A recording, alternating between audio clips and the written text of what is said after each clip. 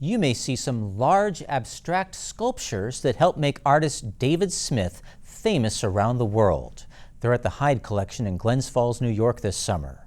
But the Songs of the Horizon exhibit mostly showcases lesser-known and rarely seen pieces. The 20th century artist, whose steel sculptures shine in Boston, London, and Jerusalem, spent much of his life in the Warren County hamlet of Bolton Landing. Exhibit organizers say many of Smith's admirers have no idea how musicians and dancers in the county played an important role in shaping the artwork of the pioneer sculptor.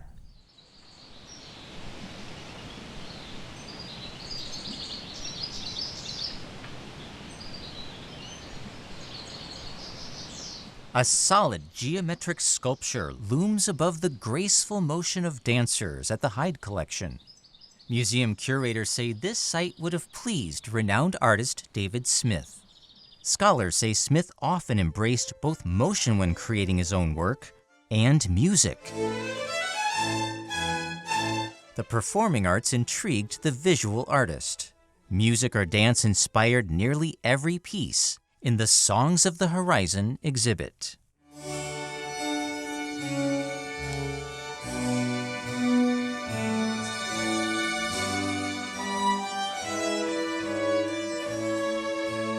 Even folks who are beloved followers of David Smith's work may not be fully aware of how important music and dance were to him personally, to driving his creative influence in his work.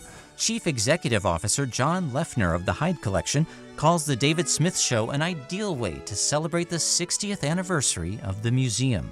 You have this iconic, preeminent 20th century sculptor who was friends with our founder, Charlotte Prine Hyde. He was the first guest curator here at the Hyde Collection. He was on our board of trustees. So it feels very personal and familiar. And we're so fortunate. We're a city of about 15,000 people, and to have such a unique exhibition of David Smith's work, several pieces in the room we're sitting have rarely, if ever, been seen by the general public. And we're very proud of that. David Smith has historically been recognized as the first major American sculptor, the first American modern sculptor. He brought his skills in welding and metalworking to the area of sculpture, which wasn't done before then in this country. In the past, before his time, sculpture was made using bronze and lost wax processes. David Smith found a way to work improvisationally and incorporating industrial methods and materials. So he really set new terms in sculpture making in American modernism and helped to inspire subsequent generations of artists. Guest curator Dr. Jennifer Field says motifs of music and dance almost never appear in shows of the artist's work. Dancing was a subject of study and passion for his first wife, the artist Dorothy Daner. Her enthusiasm for movement moved her husband to create works such as this rarely seen piece from a private collection. It's based on a summer dance school that was near their home in Bolton Landing. I'm drawn to it. I feel like I'm in the room when I kind of gaze into it. You feel like you're a part of the experience of the dancers, in this instructional space. Boaz Dancing School is normally in a private collection. It's been seen only once since 1947, when it was shown in a David Smith retrospective at the Guggenheim Museum in New York City in 2006. So this is a real homecoming for the work. Also rarely displayed are Smith's paintings and drawings. A sketch for a sculpture in the planning stages hangs near paintings Smith considered finished works of art. A lot of David Smith exhibitions have focused on only his sculptures, when really he was much more holistic in his approach.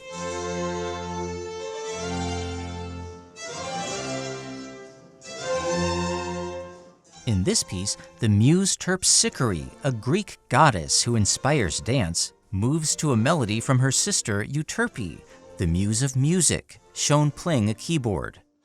The sisters appear colorful and framed on the wall. They also spring to three-dimensional life in the gallery.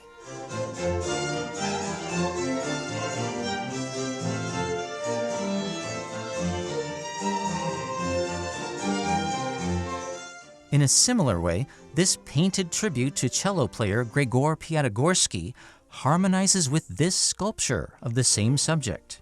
The Russian Empire-born cellist lived in the Adirondacks in the 1940s. Music was always important to David Smith, especially after he moved here to Bolton Landing. He wrote later about playing the radio, the local radio stations.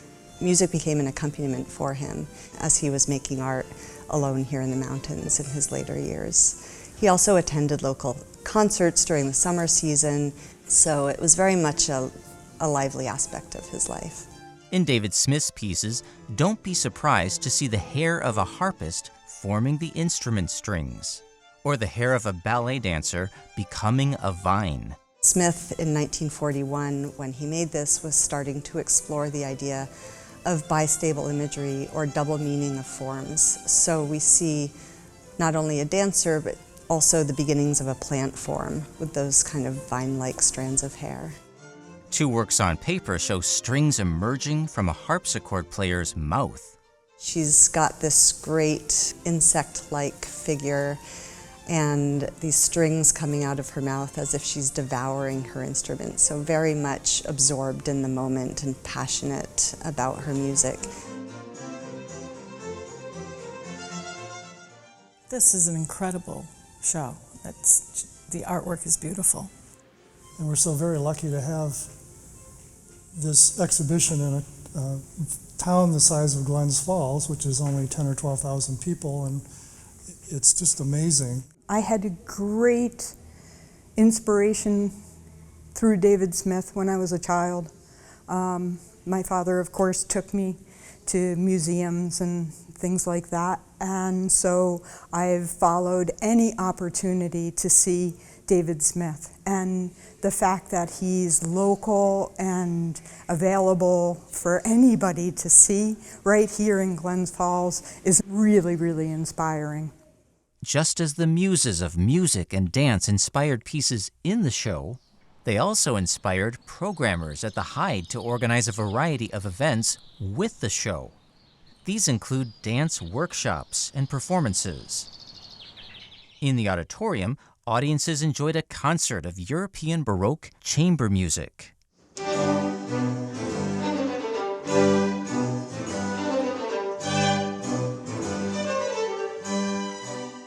This exhibition is special because it's here at the Hyde Collection and it's celebrating performing artists that David Smith knew in Bolton Landing and the Lake George area during his lifetime.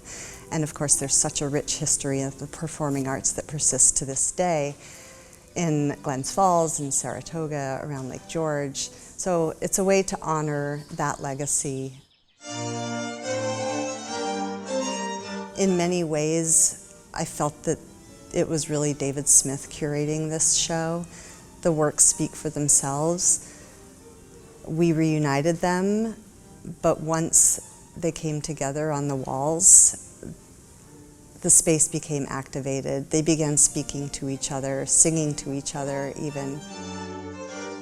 I can really feel what it must have been like in his workspace as he was making these works and so engaged with his friends in the performing arts.